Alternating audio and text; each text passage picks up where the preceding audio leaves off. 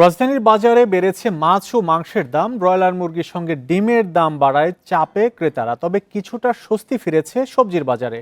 ঈদকে ঘিরে বেড়েছে সব ধরনের সেমাইয়ের দাম। বাজার নিয়ন্ত্রণে রাখতে নিয়মিত তদারকির দাবি জানিয়েছেন ক্রেতারা। বাজারে নিত্যপণ্যের কোনো ঘাটতি না থাকলেও মিলছে না স্বস্তি।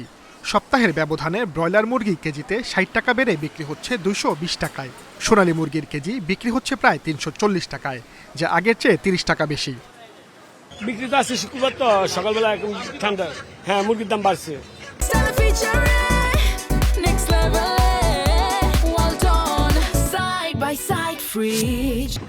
গেছি সপ্তাহে এই সপ্তাহে কেজি প্রতি ২০ টাকা ৩০ টাকা বাড়ছে। আমি ব্রয়লার মুরগি কিনছি, এটা ২২০ টাকা করে কেজি, যেটা আগের থেকে প্রায় ২০-৩০ টাকা কেজিতে বেশি। সবজির বাজার তুলনামূলক স্থিতিশীল। গাজর ও শসা কেজিতে বিক্রি হচ্ছে ৪০ থেকে ৫০ টাকায়। মানভেদে পেঁয়াজ কেজিতে বিক্রি হচ্ছে ৩৫ থেকে ৪০ টাকায়। শসা ভাই রমজানে প্রথমটা দাম ছিল, অনেক দাম নাই। আমরা শসা এই যে অনেক রোজার এই ১০ রোজা পর্যন্ত একটু দাম ছিল, এই যে অনেক একবারে শসার দাম কম।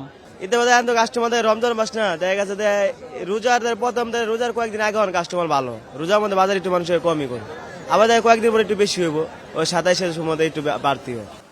ঈদের আগে বেড়েছে সব ধরনের সেমাইয়ের দাম। খোলা সেমাই কেজি প্রতি বিক্রি হচ্ছে ১০০ টাকায়।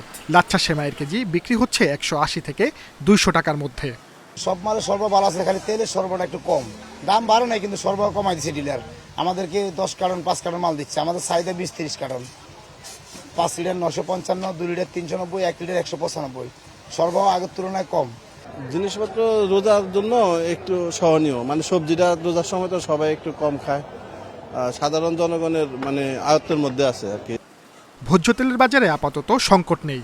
সয়াবিন তেলের কেজি বিক্রি হচ্ছে প্রায় ১৯৫ টাকায়। Sajjad Hossain, independent news, Dhaka.